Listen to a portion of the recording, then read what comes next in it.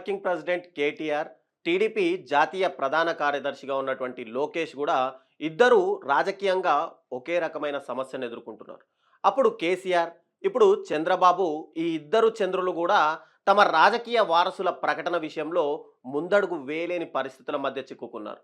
అయితే 2018లో రెండోసారి తెలంగాణ ముఖ్యమంత్రిగా బాధ్యతలు చేపట్టిన బీఆర్ఎస్ అధినేత కల్వకుంట్ల చంద్రశేఖరరావు తన రాజకీయ వారసుడిగా, బీఆర్ఎస్ భవిష్యత్ నాయకుడిగా కేటీఆర్ని ప్రకటించబోతున్నారు అంటూ ప్రచారాలు బయటకు వచ్చినప్పుడల్లా కూడా బీఆర్ఎస్ పార్టీలో ఒక రకమైన చీలిక రానుందని, ఇక ఆయన అల్లుడుగా ఉన్నటువంటి హరీష్ రావు కేసీఆర్ని వీడి సొంత కుంపటి పెట్టబోతున్నారని, తెలంగాణ రాజకీయాలు మారబోతున్నాయి అంటూ కూడా సోషల్ మీడియా మొదలుకొని అటు మెయిన్ స్ట్రీమ్ మీడియా వరకు కథనాలు కూడా ప్రచురితమయ్యాయి. అయితే 2023 ఎన్నికల్లో బీఆర్ఎస్ పేరు మార్పుతో పాటు పార్టీ నాయకత్వం కూడా మారబోతుంది అని చెప్పి ఒక పెద్ద ప్రచారమే జరిగింది. ఈ ప్రచారమే ఒక రకంగా బీఆర్ఎస్ ఓటమికి కూడా కారణమైందనే టాక్ తెలంగాణ రాజకీయాల్లో గట్టిగానే వినిపించింది. ఇక ఇప్పుడు కూడా త్వరలో కేసీఆర్ రాజకీయాలకు రిటైర్మెంట్ ప్రకటించి పార్టీలో తన స్థానాన్ని, పార్టీ బాధ్యతలనన్నీ కూడా కేటీఆర్కు అప్పగించబోతున్నారు అనే ఒక వార్త ఊపందుకుంది. అయితే మొన్న ఏదైతే బీఆర్ఎస్కి సంబంధించి 25 వసంతాల వేడుకలు అంటే వజ్రోత్సవ వేడుకల్ని అటు వరంగల్ వేదికగా అయితే నిర్వహించారు.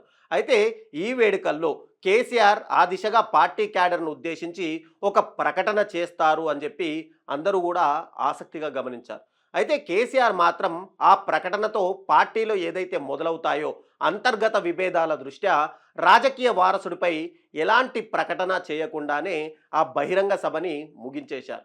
ఇక మనం ఏపీ విషయం మాట్లాడుకుంటే, ఏపీలో తెలుగుదేశం పార్టీలో లోకేష్కి, చంద్రబాబుకి మధ్య ఇంచుమించు ఇక్కడ కేసీఆర్కి, కేటీఆర్కి మధ్య ఏదైతే సమస్య వెంటాడుతుందో అదే సమస్య వెంటాడుతుంది. 2024లో ఏపీలో కూటమి ప్రభుత్వం అధికారంలోకి రావడంతో 4వసారి రాష్ట్ర ముఖ్యమంత్రిగా చంద్రబాబు బాధ్యతలు తీసుకున్నారు. తన రాజకీయ వారసుడిని ప్రకటించడానికి కాస్త వెనుకాడుతున్నారు ఇప్పటికీ అనేది కూడా ఇక్కడ వాస్తవంగా మనమందరం గుర్తుంచుకోవాలి. టీడీపీ పార్టీ పగ్గాలను లోకేష్ చేతిలో పెట్టాలని, టీడీపీకి కాబోయే ముఖ్యమంత్రి నారా లోకేష్ అంటూ టీడీపీ నాయకులు బహిరంగ ప్రకటనలే చేసుకుంటూ వస్తున్నారు. అయితే ఇక్కడ టీడీపీ తన భవిష్యత్ నాయకుడిని ప్రకటించడానికి పవన్ కళ్యాణ్ అనేది ఒక అడ్డంకిగా మారాడు అనేది కూడా మనకు ఏపీ రాజకీయాల్లో నడుస్తున్నటువంటి ఒక పెద్ద టాక్. టీడీపీ, జనసేన, బీజేపీ పొత్తుతో ఈసారి పార్టీ అధికారంలోకి రావడంతో సుదీర్ఘ రాజకీయ అనుభవం ఉన్నటువంటి చంద్రబాబు నాయుడు నాయకత్వంలో పనిచేయడానికి మాకు ఎలాంటి అభ్యంతరం లేదు. కానీ ఒక్కసారి టీడీపీ కాబోయే ముఖ్యమంత్రి లోకేష్ అంటూ గనక ఒకవేళ ప్రకటన వస్తే అది కూటమి పొత్తును పూర్తిగా విచ్ఛిన్నం చేయగలదు అని చెప్పి అటు పార్టీ అధినేతగా చంద్రబాబు కూడా ఇది తెలుసు. మరో 10 ఏళ్ళు ఏపీకి ముఖ్యమంత్రిగా చంద్రబాబు నాయుడు అవసరం ఉంది. రాజధాని అమరావతి నిర్మాణానికి ఆయన విజనరీ ప్రాణవాయువు లాంటిదిలా పనిచేస్తుంది అని చెప్పి కూడా పవన్ కళ్యాణ్ ప్రతిసారి మీటింగ్లో నొక్కి మరీ వక్కానిస్తున్నారు. అలాగే తాను చంద్రబాబు నాయకత్వంలో పనిచేయడానికి ఆసక్తిగా ఉన్నాను అంటూ కూడా పలుమార్లు బహిరంగంగానే వ్యాఖ్యానించారు. తన పార్టీ క్యాడర్ని కూడా మానసికంగా కూటమి పొత్తును మరో ఎన్నికలకు కూడా సిద్ధం చేస్తున్నారు. అయితే ఇటువంటి సమయంలో లోకేష్ ముఖ్యమంత్రిగా, ఆయన నాయకత్వంలో మంత్రిగా పనిచేయడానికి పవన్ కళ్యాణ్ యొక్క క్యాడర్ కానీ, జనసేన కానీ సమ్మతిస్తుందా? అలాగే లోకేష్ నాయకత్వానికి మద్దతిచ్చి కూటమిని కొనసాగించడానికి ఇటు పవన్ కానీ, అటు బీజేపీ కానీ ముందుకొస్తుందా అన్న సందేహాలు కూడా టీడీపీ అధిష్టానాన్ని ఇక్కడ వెంటాడుతున్నాయి. ఇలాంటి సమయంలో కాబోయే ముఖ్యమంత్రి లోకేష్ అంటూ గనక టీడీపీ నుంచి ప్రకటన వస్తే గనక పొత్తులో చీలిక ఏర్పడడం అనేది అనివార్యమవుతుంది. అదే గనక జరిగితే వైసీపీ రాజకీయంగా లాభపడే అవకాశం ఉంది.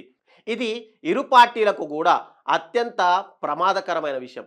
అలాగే ఏపీ రాష్ట్ర భవిష్యత్తుకు ఇది ఒక ప్రాణ సంకటంగా మారుతుంది అనడంలో కూడా ఎలాంటి సందేహం లేదు. దీంతో అటు కేసీఆర్కు హరీష్ గండం ఎలా అయితే ఉందో, ఇటు లోకేష్కి పవన్ భయం కూడా ఉంది. అలాగే కేసీఆర్, చంద్రబాబులు కూడా వారసుల ప్రకటనకు ఏదైతే చేయాలనుకుంటున్నారో దానికి వాళ్ళు కట్టుబడి ఉండకుండా ఇద్దరిని కూడా ఈ ప్రయత్నాలు వెనక్కి నెట్టేస్తున్నాయి. అయితే ప్రస్తుతానికి అధికార పార్టీ అధినేతలుగా ఈ ఇద్దరు చంద్రుల తనయులు ఎవరైతే ఉన్నారో అటు లోకేష్ గాని, ఇటు కేటీఆర్ గాని పార్టీని భుజస్కంధాలపై వేసుకొని నడిపిస్తున్నప్పటికీ కూడా అధికారిక పట్టాభిషేకం కోసం మాత్రం ఇరు పార్టీల క్యాడర్ ఆశగా ఎదురు చూస్తున్న అటు కేసీఆర్ కానీ ఇటు చంద్రబాబు కానీ వాళ్ళను రాజకీయ వారసులుగా వాళ్ళకు పట్టాభిషేకం చేయడానికి మాత్రం వెనకాడుతున్నారు అనేది మాత్రం క్లారిటీగా మనం గుర్తించుకోవాలి.